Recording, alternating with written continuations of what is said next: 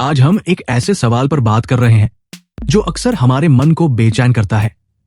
क्यों कुछ लोग लाखों कमाते हैं और कुछ भी नहीं? ये सिर्फ इकोनॉमिक इनइक्वालिटी का क्वेश्चन नहीं है, बल्कि एक गहरी सोशल और पर्सनल पजल है।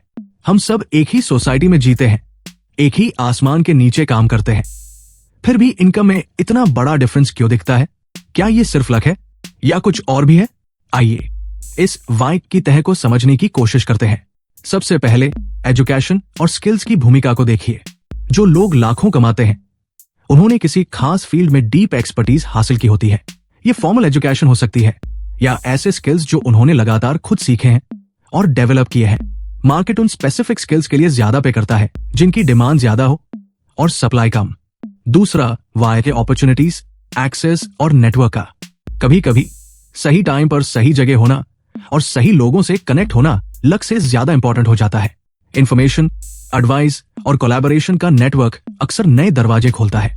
जिन लोगों के पास ऐसे स्ट्रॉन्ग नेटवर्क्स होते हैं, उन्हें उन अपॉर्चुनिटीज की जानकारी जल्दी मिलती है जो शायद बाकियों तक पहुंच ही नहीं पाते। तीसरा बड़ा रीजन है माइंडसेट और रिस्क टेकिंग एबिलिटी का। लाखों कमाने वाले अक्सर एक अलग तरह की माइंडसेट रखते हैं। वे प्रॉब्लम्स को चैलेंजेस के रूप में देखते हैं जिन्हें सॉल्व किया जा सकता है, न कि ऐसी ऑब्स्टिकल्स के रूप में जो उन्हें रोकती है। वे फेलियर को सीखने का एक अपॉर्चुनिटी मानते हैं। वे सेफ पाथ से हटकर रिस्क उठाने को तैयार रहते हैं, जो अक्सर बड़े रिवॉर्ड्स की ओर ले जाता है। ये सिर्फ पैसे कमाने की डिजाइन नहीं होती, बल्कि कुछ बड़ा बनाने, कुछ नया क्रिएट करने की गहरी पैशन होती है। और चौथा रीजन सोशो इकोनॉमिक बैकग्राउंड और सिस्टेमिक इनइक्वालिटीज में भी छुपा है। हमें ये एक्सेप्ट करना होगा कि हर कोई इक्वल स्टार्टिंग पॉइंट से स्टार्ट नहीं करता। Birth place, families financial status, social access, caste, gender, ये सभी फैक्टर्स अपॉर्चुनिटीज तक एक्सेस को बहुत अफेक्ट करते हैं। कुछ लोगों को इनहेरिटेंस में रिसोर्सेज, एजुकेशन और नेटवर्क मिलते हैं, जबकि दूसरों को हर कदम पर स्ट्रगल करना पड़ता है। सोसाइटी में मौजूद स्ट्रक्चरल इनइक्वालिटीज अक्सर इंडिविजुअल्स की कैपेबिलिटीज पर भारी पड़ती है। ये तो कुछ कारण थे जिसे हमने जान लिया, समझ लिया। तो क्या हुआ? क्या हम भी लाखों कमाने लगे? नहीं, हम लाखों तब कमाएंगे जब आगे बताई गई कुछ स्किल्स हमारे अंदर होगी या हम उसे मेहनत करके सीखेंगे। Point number 1, continuous skill development और सीखने की इच्छा। यह सबसे इंपॉर्टेंट है। भले ही आपकी बैकग्राउंड कुछ भी हो, अपने स्किल्स को कॉन्स्टेंटली एनहांस करते रहें। आज की वर्ल्ड में ऑनलाइन कोर्सेज, फ्री रिसोर्सेज और नई टेक्नोलॉजीज सीखने के ढेरों अपॉर्चुनिटीज अवेलेबल है। फ्यूचर प्रूफ स्किल्स पर फोकस करें, जैसे artificial intelligence, data science, digital marketing, problem solving और क्रिएटिविटी।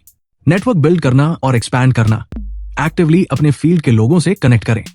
प्रोफेशनल इवेंट्स में जाएं। ऑनलाइन प्लेटफॉर्म्स पर एक्टिव रहें। मेंटोर्स और एडवाइजर्स से जुड़े।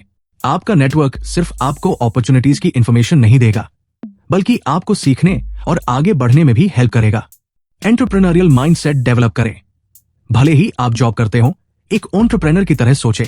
प्रॉब्लम्स को आइडेंटिफाई करें और उनके सॉल्यूशंस खोजें। अपनी कैपेबिलिटीज को मार्केटेबल स्किल्स में बदलें। ये सिर्फ अपना बिजनेस स्टार्ट करने के बारे में नहीं है, बल्कि अपनी एग्जिस्टिंग रोल में भी इनोवेट करने के बारे में है। रिस्क्स को इंटेलिजेंटली मैनेज करें। इसका मतलब ये नहीं कि आप आंख बंद करके रिस्क्स लें, बल्कि ये कि आप कैलकुलेटेड रिस्क्स लें।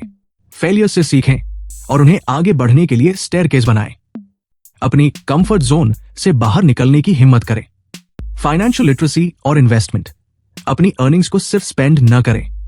पैसे को कैसे सेव करना है, कैसे इन्वेस्ट करना है और उसे अपने लिए कैसे काम कराना है, ये सीखना बहुत जरूरी है। ये कंपाउंडिंग की पावर को समझने और लॉन्ग टर्म में वेल्थ क्रिएट करने का पाथ है। लाखों कमाना सिर्फ लक या प्रिविलेज की बात नहीं है। ये स्किल्स, माइंडसेट, अपॉर्चुनिटीज और एक सपोर्टिव इकोसिस्टम का रिजल्ट है।